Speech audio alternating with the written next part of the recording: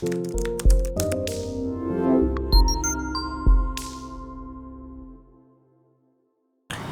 है सुंदर और सघन, पर मुझको है वचन निभाना, नींद सताए इससे पहले है कोसों दूर जाना।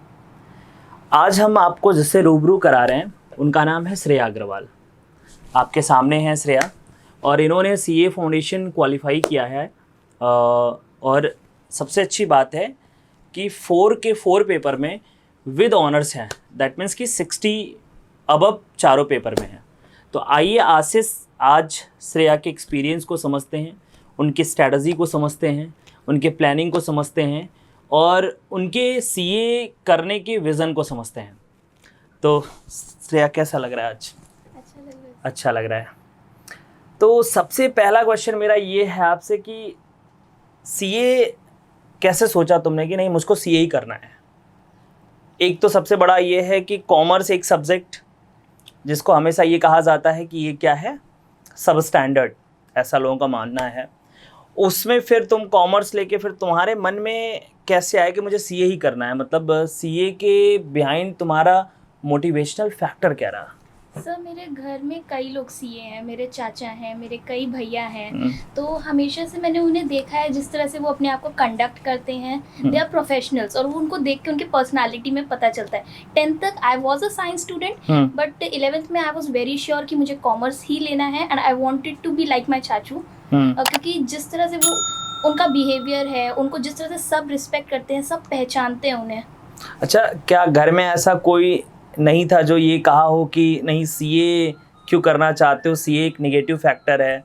सर, मेरे चाचू ने खुद कहा था। अच्छा, जो सीए हैं उन्होंने खुद कहा था? अच्छा, कहा था कि क्यों करना है तुम्हें, हाँ। तुम्हें कॉमर्स क्यों लेना है, हाँ। Take science.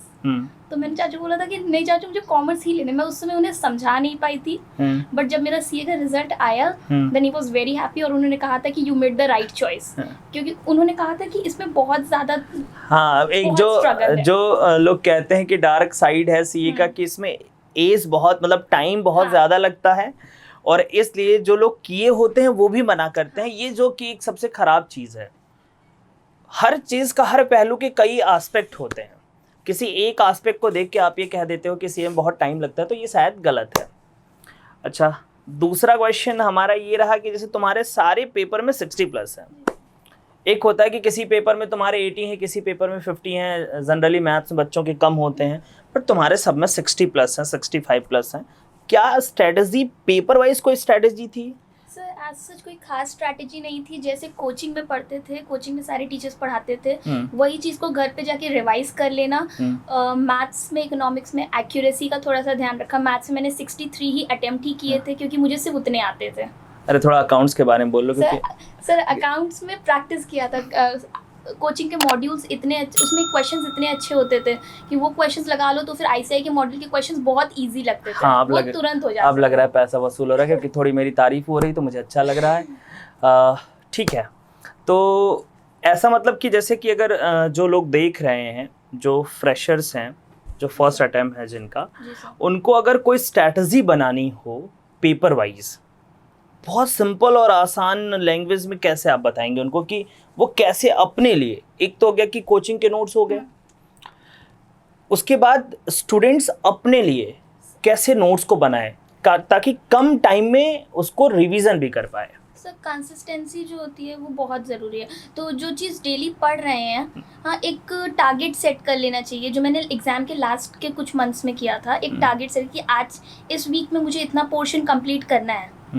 तो उस तरह से जैसे जैसे वो टारगेट कंप्लीट होता है तो कोर्स हम देखते हैं कि बहुत ज़्यादा, मतलब हम ये कह सकते हैं कि जैसे कि टीचर्स होमवर्क देते हैं स्टूडेंट को, तो खुद को होमवर्क देना है। हाँ। मतलब सीए आपको सेल्फ डिसिप्लिन और सेल्फ कंट्रोल, 2 चीज़ें लेके चलना पड़ेगा, तब जाके हो पाएगा। वो बहुत ज़रूरी है। वो बहुत ज़रूरी है। अच्छा, कभी जैसे कि अभी एक वेब सीरीज़ आई है हाफ सीए, शायद देखा होगा। तो हाफ सीए का जो प्रोस्पेक्टिव हो बनाने का, और सीए के कोर्स में लोग कहते हैं कि एक डार्क साइड है सीए का, तो क्या हम ये कह सकते हैं कि हाफ सीए में केवल डार्क साइड दिखाया सर है? अभी तक तो केवल डार्क साइड ही दिखाया गया है। हाँ, उसमें ऑब्वियसली मोटिवेशनल फैक्टर्स बहुत ज़्यादा हैं कि that you should do it no matter what happens, वो करना ही चाहिए। बट वो एक फेज़ है कि सबके साथ होता है, जो भी सीए स्टूडेंट है उसके साथ ये फेज़ होता है कि कोई पेपर ख़राब होता है, कोई पेपर अच्छा होता है, बट उसके बाद भी to keep going, that is the key. अच्छा, क्या लगता है कि जो हाफ सीए वेब सीरीज़ आई थी, हालांकि हम लोग की ये इंटरव्यू का पार्ट नहीं है, बट इन जनरल मेरे माइंड में आ गया तो मैं पूछ ले रहा हूँ कि क्या लगता है कि ये जो हाफ सीए वेब सीरीज़ आई है, ये पॉजिटिव मोटिवेशन में जाएगा सीए एस्पिरेंट के या नेगेटिव मोटिवेशन में जाएगा? जाना तो चाहिए पॉजिटिव में, हालांकि जो फर्स्ट सीजन आया है दैट हैज़ बीन थोड़ा सा नेगेटिव। हाँ। हाँ। तो नेक्स्ट क्वेश्चन मेरा ये है आपसे कि एक सीए का कोर्स बहुत वास्ट है, बहुत बड़ा कोर्स है, और उसमें एग्जामिनेशन टाइम में सबसे इम्पॉर्टेंट होता है कि आपको फोकस सेलेक्टिव स्टडी करनी होती है। तो ये क्या आपने कोई स्पेशल स्ट्रेटजी एग्जामिनेशन के टाइम बनाई थी? सर मैंने एलएमआर बना रखे थे, लास्ट मिनट रिवीजन शीट्स बना रखी थी मैंने।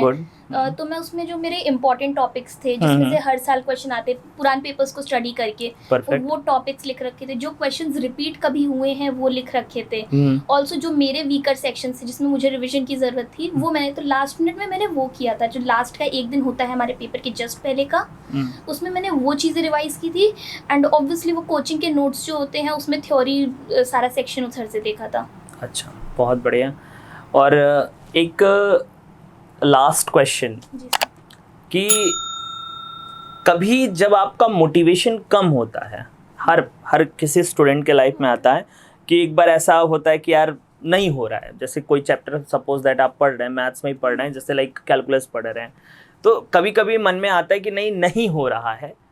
तो उसमें कंसिस्टेंसी बनाने के लिए आपके अंदर का मतलब कौन अंदर से, नहीं कहते हैं ना अंतरात्मा की आवाज़, इनर वॉइस, तो वो कहाँ से आता है आपके अंदर? कभी ना कभी तो ऐसी फील आई हो? आती है, बिल्कुल आती है। वो जब एग्ज़ाम के कुछ टाइम पहले बचा होता है या फिर जब कोर्स नहीं पूरा हो रहा होता है, हाँ, तो ऐसे लगता है कि नहीं हुआ तो, या फिर छोड़ देते हैं, बहुत ज़्यादा हो रहा है मेहनत, मतलब इतना नहीं कर पाएंगे।